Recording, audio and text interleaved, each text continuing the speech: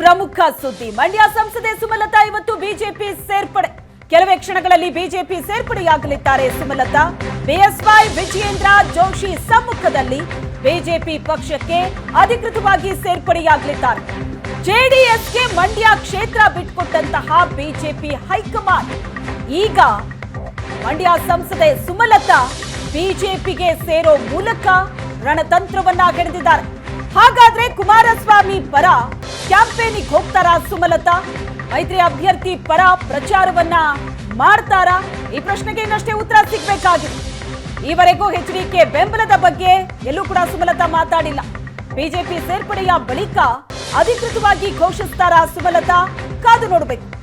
ಕೆಲವೇ ಕ್ಷಣದಲ್ಲಿ BJP ಸೇರ್ಪಡೆಯಾಗಲಿದ್ದಾರೆ Sumalatha. BSY Vijayendra Joshi ಸಮ್ಮುಖದಲ್ಲಿ ಬಿಜೆಪಿ ಪಕ್ಷಕ್ಕೆ ಸೇರ್ಪಡೆಯಾಗಲಿದ್ದಾರೆ. ಬೆಂಗಳೂರಿನ ಬಿಜೆಪಿ ಕಚೇರಿಯಲ್ಲಿ ನಡೆಯುವಂತಹ ಕಾರ್ಯಕ್ರಮ. ಕೆಲವೇ ಕ್ಷಣಗಳಲ್ಲಿ ಬಿಜೆಪಿಗೆ ಅಧಿಕೃತವಾಗಿ ಸುಮಲತಾ ಸೇರ್ಪಡೆಯಾಗಲಿದ್ದಾರೆ. ಕಳೆದ ವಿಧಾನಸಭೆ ಚುನಾವಣೆಯ ಸಂದರ್ಭದಲ್ಲಿ ಬಿಜೆಪಿಗೆ ಸುಮಲತಾ ಬೆಂಬಲವನ್ನ ನೀಡಿದ್ರು. ಈಗ ಬಿಜೆಪಿಗೆ ಅಧಿಕೃತವಾಗಿ ಸೇರ್ಪಡೆಯಾಗ್ತಿದ್ದಾರೆ. ಬಿಜೆಪಿ ಸೇರ್ಪಡೆಗೂ ಮುನ್ನ ಅಂಬಿ ಸಮಾಧಿಗೆ ಭೇಟಿ ನೀಡಿದ್ರು ಸುಮಲತಾ. ಅದಾದ ನಂತರ ನೇರವಾಗಿ ಬಿಜೆಪಿ ಕಚೇರಿಗೆ ಬರ್ತಾರೆ. ಮಂಡ್ಯದಿಂದಲೂ ಕೂಡ ಬಹಳಷ್ಟು ಜನ ಬೆಂಬಲಿಗರು ಕಾರ್ಯಕರ್ತರು ಬೆಂಗಳೂರಿಗೆ ಬರಲಿದ್ದಾರೆ. ಸುಮಲತಾ ಅವರ ಬಿಜೆಪಿ ಸೇರ್ಪಡೆ ಕಾರ್ಯಕ್ರಮದಲ್ಲಿ ಭಾಗಿಯಾಗಲಿದ್ದಾರೆ. ಇದೆಲ್ಲದರ ಜೊತೆಗೆ ಸುಮಲತಾ ಬಿಜೆಪಿ ಸೇರ್ಪಡೆ ಲಾಭ ನಷ್ಟದ ಲೆಕ್ಕಾಚಾರ ಕೂಡ ಬಹಳ ಜೋರಾಗಿ ನಡೀತಾ ಇದೆ. ಬಿಜೆಪಿಗೆ ಸೇರೋ ಮೂಲಕ ಮಂಡ್ಯ ಸಂಸದೆ ರಣತಂತ್ರವನ್ನ ಹೆಣೆದಿದ್ದಾರೆ. ಆದ್ರೆ ಈಗಿರುವಂತಹ ಪ್ರಶ್ನೆ, ಮೈತ್ರಿ ಅಭ್ಯರ್ಥಿ ಪರ ಪ್ರಚಾರ ಕಣಕ್ಕಿಳಿತಾರಾ ಸುಮಲತಾ ಅಂತ. ಬಹುತೇಕ ಮಾಹಿತಿ ಈಗ ಸಿಗ್ತಾ ಇರೋ ಪ್ರಕಾರ ಮಂಡ್ಯದಲ್ಲಿ ಪ್ರಚಾರವನ್ನ ನಡೆಸ್ತಾರೆ ಅಂತ. ಆದ್ರೆ ಇದಕ್ಕೆ ಸುಮಲತಾ ಯಾವುದೇ ನೇರ ಉತ್ತರವನ್ನ ಕೊಟ್ಟಿಲ್ಲ. ಅಂಬರೀಶ್ ಅವರ ಸಮಾಧಿಗೆ ಸುಮಲತಾ ಪೂಜೆಯನ್ನ ಸಲ್ಲಿಸ್ತಾ ಇರುವಂತಹ ದೃಶ್ಯವನ್ನ ನೋಡ್ತಾ ಇದ್ದೀರಿ. ಮಂಡ್ಯ ಸಂಸದೆ ಸುಮಲತಾ ಕೆಲವೇ ಕ್ಷಣದಲ್ಲಿ ಬಿಜೆಪಿ ಸೇರ್ಪಡೆಯಾಗಲಿದ್ದಾರೆ. ಅದಕ್ಕೂ ಮುನ್ನ ಅಂಬರೀಶ್ ಅವರ ಸಮಾಧಿಗೆ ಭೇಟಿ ನೀಡಿದ್ರು, ಅಲ್ಲಿ ಪೂಜೆಯನ್ನ ಸಲ್ಲಿಸ್ತಾ ಇದ್ದಾರೆ. ಇದಾದ ನಂತರ ನೇರವಾಗಿ ಬಿಜೆಪಿ ಕಚೇರಿಗೆ ಮಂಡ್ಯ ಸಂಸದೆ ಆಗಮಿಸ್ತಾರೆ. ಅದು ನನ್ನ ಕರ್ತವ್ಯವೂ ಆಗಿರುತ್ತೆ. ಸೊ ಇದು ಬರೀ ಮಂಡ್ಯ ಅಂತ ಎಲೆಕ್ಷನ್ ಅಂತ ಅಂದ್ಕೊಳ್ಳೋಂಗಿಲ್ಲ. ಎಲ್ಲ ಕಡೆ 28 ಕ್ಷೇತ್ರ ಗೆಲ್ಲಬೇಕು ಅನ್ನೋವಂಥ ಗುರಿ ಇಟ್ಕೊಂಡು ಮಾಡ್ತಿರೋದ್ರಿಂದ ವೇರೆವರ್ ಎಲ್ಲಾದರೂ ಅವರು ಡಿಸೈಡ್ ಮಾಡಿದಾಗ ಅಲ್ಲೆಲ್ಲ ಹೋಗ್ತೀನಿ ನಾನು. ಖಂಡಿತ ಆಗಿದೆ. But at the same time ಒಂದು ಅಡಿಷ್ನಲ್ ಶಕ್ತಿನೂ ನನಗೆ ತುಂಬಿದಂಗೆ ಆಗುತ್ತೆ. ಈಗ ಒಂದು ಪಾರ್ಟಿ ಚೌಕಟ್ಟಿನಿಂದ ನಾನು ಏನೇ ಕೆಲಸ ಮಾಡೋಕ್ಕೆ ಇನ್ನೂ ಸ್ವಲ್ಪ ಸುಲಭ ಆಗುತ್ತೆ. ಕೇಡರ್ಸ್ ಇರ್ತಾರೆ, ಕಾರ್ಯಕರ್ತರು ಎಲ್ಲರೂ ಅವರ ಜೊತೆಲಿ ಹೋಗಿ ನಾವು ಪಕ್ಷವನ್ನು ಕಟ್ಟುವಂಥ ಕೆಲಸ ಆಗುತ್ತೆ.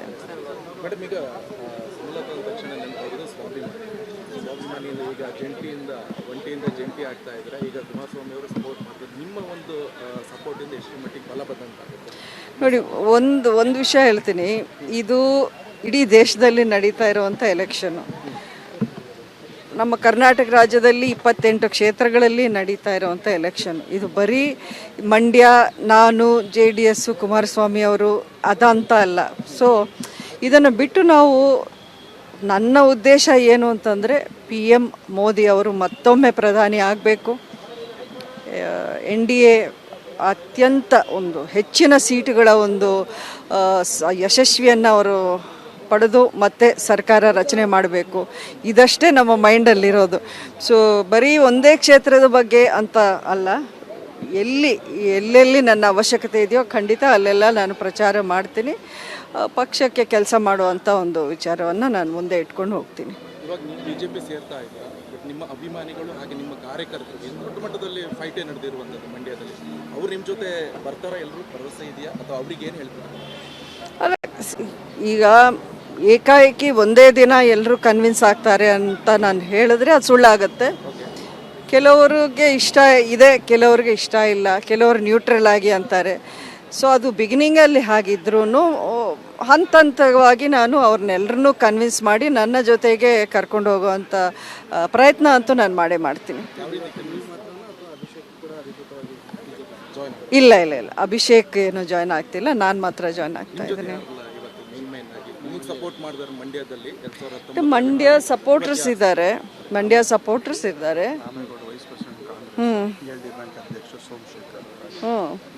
ಅಂದರೆ ನಮ್ಮ ಬೆಂಬಲಿಗರ ಅವರ ಒಂದು ಈಗ ನೋಡಿದಿರಲ್ಲ ಎಲ್ಲ ಮಂಡ್ಯದಿಂದನೇ ಅವರೆಲ್ಲ ಬಂದಿರೋದು. ಸೊ ಹಾಗಾಗಿ ನನಗೆ ಈವರೆಗೂ ಆ್ಯಕ್ಚುಲಿ ಹೇಳಬೇಕು ಅಂದರೆ ನನ್ನ ಮಂಡ್ಯ ಜಿಲ್ಲೆಯ ನನ್ನ ಬೆಂಬಲಿಗರೇ ನನ್ನ ಹೈಕಮಾಂಡ್ ಇಷ್ಟು ದಿನಾನು. ಸೊ ಅವರೆಲ್ಲ ಬಂದಿದ್ದಾರೆ, ಎಲ್ಲ ಮುಖಂಡರು, ರಾಮೇಗೌಡರು, PLD ಬ್ಯಾಂಕ್ ಅಧ್ಯಕ್ಷ ಬೇಲೂರು ಸೋಮಶೇಖರ್, ಶಶಿ, ನಮ್ಮ KM ದೊಡ್ಡಿ ಶಶಿ ಬಂದಿದ್ದಾರೆ, ಚೌಡೇಗೌಡರು ಬಂದಿದ್ದಾರೆ, ಮಳವಳ್ಳಿ. ಈ ರೀತಿ ನಮ್ಮ ಮೊದಲಿಂದಲೂ ಅಂಬರೀಷ್ ಅವರ ಜೊತೆಯಲ್ಲಿ ಯಾರಿದ್ರು ಅವರೇ ಈಗ ನನ್ನ ಜೊತೆಯಲ್ಲೂ ಇದ್ದಾರೆ, ಮುಂದಕ್ಕೂ ಇರ್ತಾರೆ ಅಂತ ನಾನು ನಂಬಿದ್ದೀನಿ.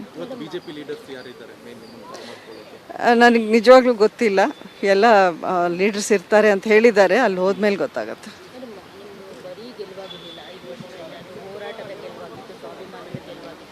ಸೊ ಎಲ್ಲರೂ ಅನ್ಕೊಂಡಿದ್ರು ಈ ಬಾರಿನೂ ನೀವು ಸ್ಪರ್ಧೆ ಮಾಡ್ತೀರಾ ಅಂತ ಆದರೆ ಅದು ನೋಡಿ, ಅದು ನಾವು ರಿಯಲಿಸ್ಟಿಕ್ ಆಗಿರಬೇಕು. ಅದೇ ಆಗಿರೋದೇ 52 ವರ್ಷ ಆದಮೇಲೆ ಒಬ್ಬರು ಇಂಡಿಪೆಂಡೆಂಟ್ ಆಗಿ MP ಎಲೆಕ್ಷನಲ್ಲಿ ಗೆದ್ದಿದ್ದು. ಅದು ಪ್ರತಿ ಬಾರಿ ರಿಪೀಟ್ ಆಗುತ್ತೆ ಅಂದ್ಕೊಳ್ಳೋದು ತಪ್ಪಾಗತ್ತೆ.